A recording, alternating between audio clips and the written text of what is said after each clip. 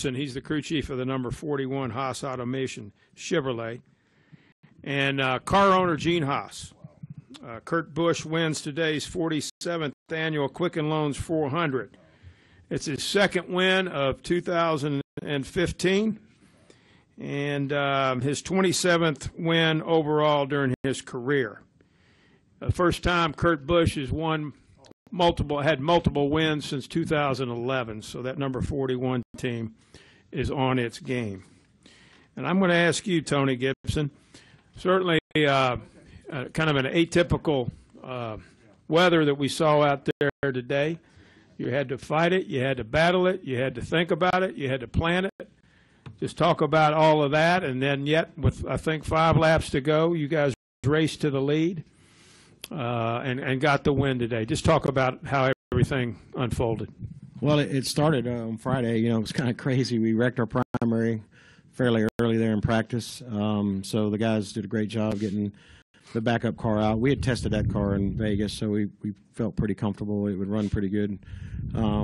So we didn't qualify all that great. I know the first round was good for us, but second round we just got too tight. But Saturday went fairly well. We made some adjustments that helped the car. It was probably a 5th to 8th place car.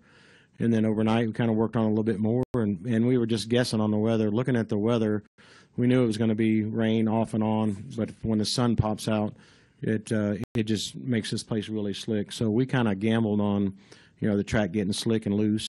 So we may have overachieved a little bit to start with, but I think our car was tight enough to start to where we could pass cars, and other guys were a little bit too free. So it worked out that we drove our way up to 12th, I think it was, and then you know, from there my plan was to do right sides.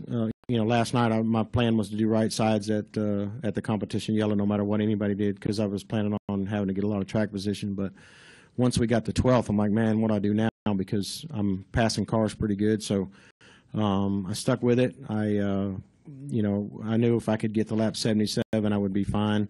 So I ran it light of fuel. We didn't run all the fuel when we stopped that time. We just put enough in it to get us to lap 77, and that got us, I think, 3 more. We got us up to 6th or 7th, I think, at that point. So that little bit of gamble worked out for us. And then from there, the car was really strong. So he drove himself up into the top 5, and then you know, we knew from there it was just going to be pit the least amount of times that we needed to pit because of the weather. We could see the storms were starting to build and back build and come. So it's stressful when it rains like that. When it you know, it's off and on and off and on. You're looking at a radar screen, but you don't know exactly when it's going to hit.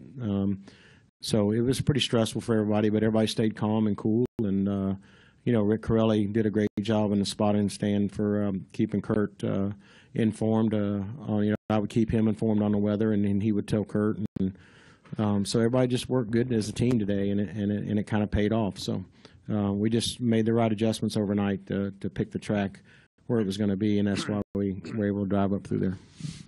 Good deal, Tony. And Gene, congratulations on this win here this afternoon at Michigan. Certainly a big win, not only for your race team, but obviously Chevrolet, its backyard here, and wins the Michigan Heritage Trophy, and kind of tops off a huge 24 hours for the manufacturer, all the things that they've won here. But congratulations. Just talk about the significance of today's win.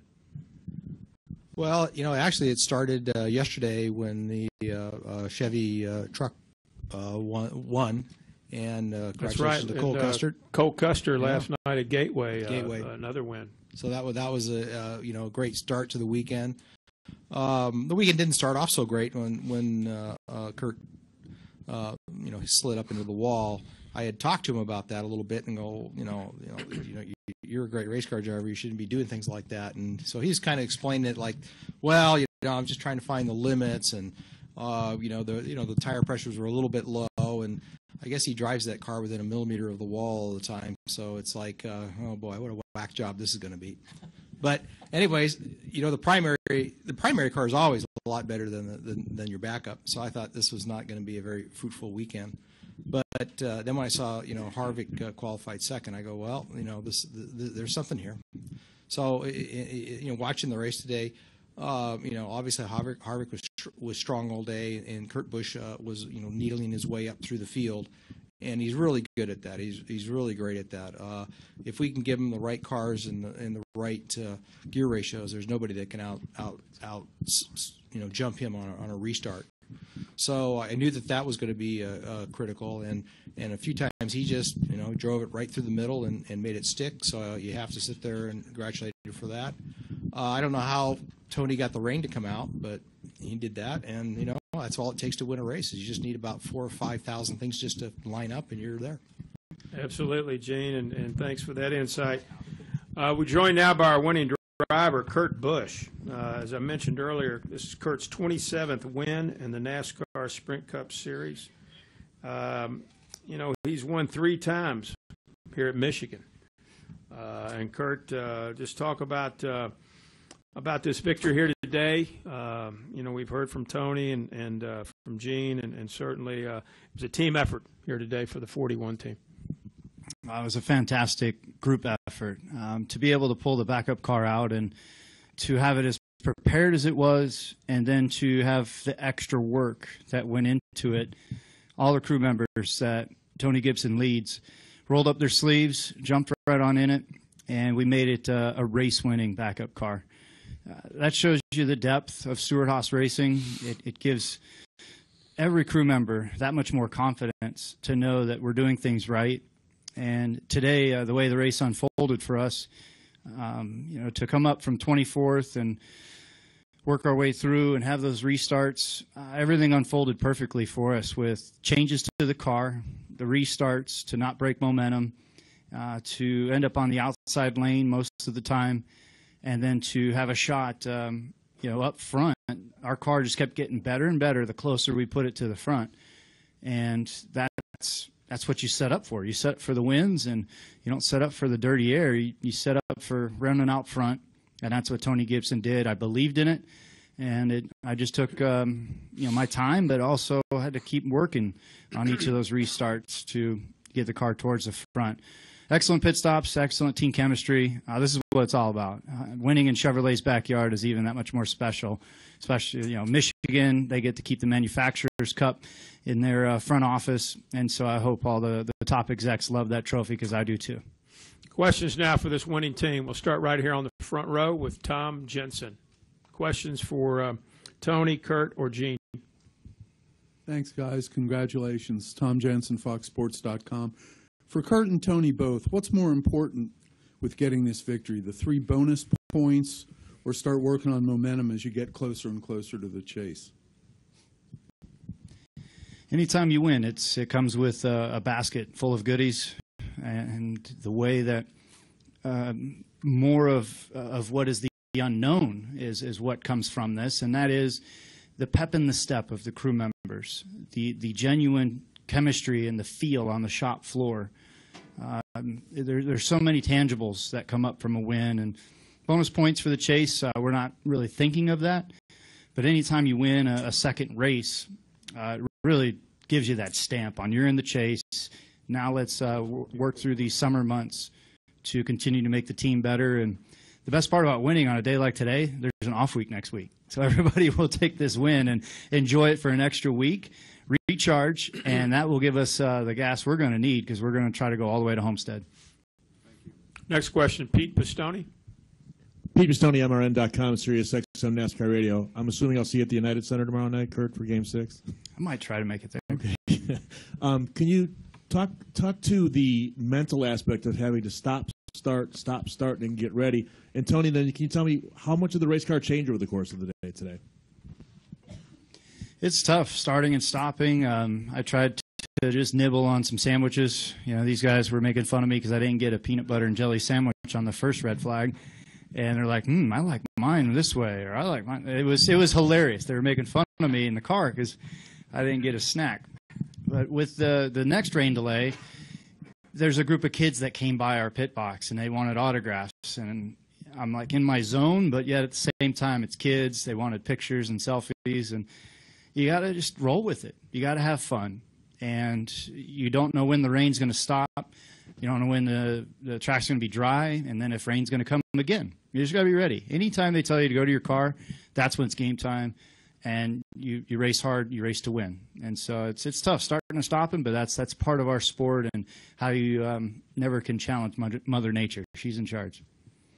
Tony, how did the car change with all the different weather changes? Well, I mean, obviously he'll know more about what it did for change, but, you know, we kind of sat down yesterday as a group, me and Kurt and Klausmeyer and Cook, our engineers, and talked about, because we weren't a great race car after Saturday, you know, we were probably at 5th to 10th place car at best, so we had some work to do for sure, but it's, you know, we're working on how to get better going from Saturday to Sunday, predicting races and pace and all that kind of stuff. We're nowhere near where we need to be, but you know, we talked to Kurt, and then when he left the truck yesterday, we had a pretty close game plan to what we were going to stick to going into today as far as changes, and we stuck to that.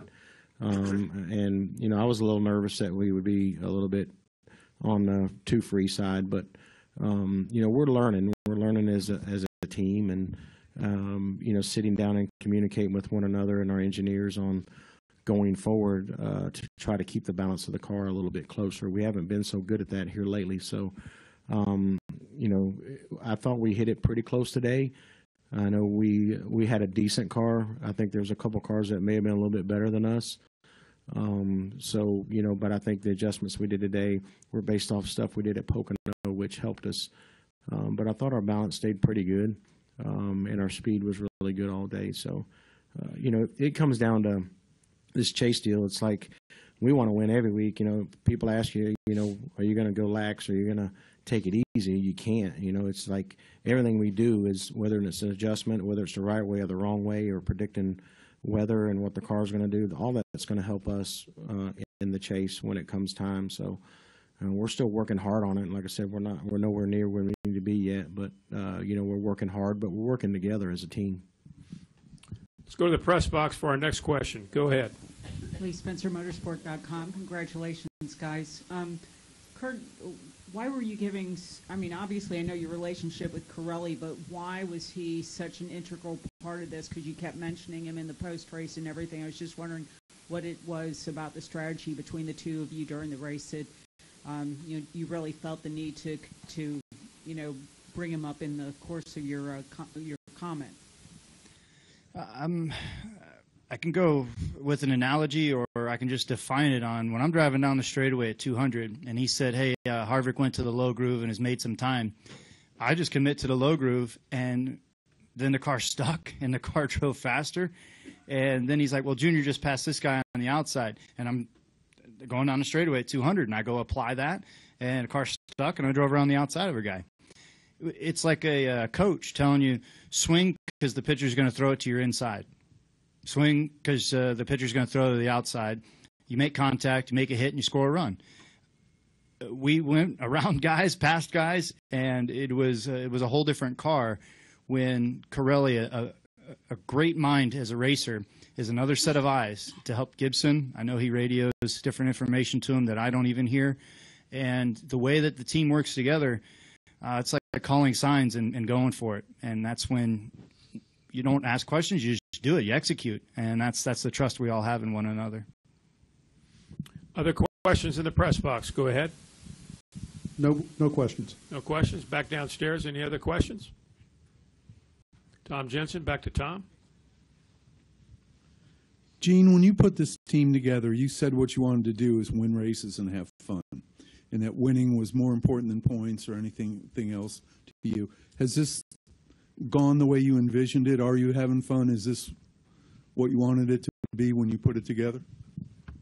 Well, you know, racing's it's a hard sport. As anybody will tell you, these guys really work hard. I think it's the run for the championship. That's what it's all about. I'm you know, absolutely clear that I think Kurt Busch has the ability to win another cup for us and for Stewart Haas Racing, and that's really was my you know, vision, and that's my goal. And you know, I tell you, when you see Kurt out there driving the way when it comes down to it, when he needs to pull ahead of another driver, there's some skills out there that they just don't teach you anywhere. So that's what it's all about. And I think, Stewart Haas Racing has a very, very good chance of winning another championship in NASCAR. Any additional questions? Well, gentlemen, congratulations on this win, your second win of 2015, and continued best wishes. And hope everybody enjoys the open week. And we'll see you at Sonoma. Thank you.